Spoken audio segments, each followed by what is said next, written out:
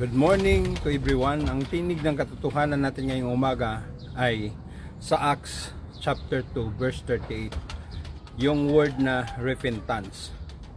Yung word na repent kasi is a verb na naglalarawan sa isang tao, sa isang pangalan, sa isang noun.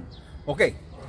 Ano ba yung repentance? Ang repentance kasi ay hindi po siya 360 degrees na, di ba yung mga basketballista pag nagdadunk ng bola ay humarap sa ring tapos iikot sa ere, humarap ulit. Hindi po yan ang repentance. Repentance is 180 degrees, meaning talikdan mo.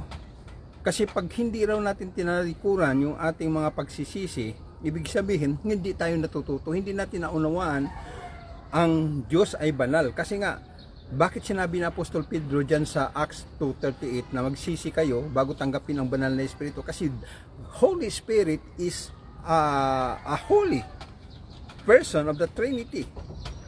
Kung hindi natin recognize ng ating kasarili na we are sinner in the sight of God and we need to repent all of our wrongs doing, hindi natin maintindihan yung purpose ng God na siya ay mamamahay o mamumuhay sa iyo at siya ay magbibigay sa iyo ng empowerment to do the right thing to glorify our God.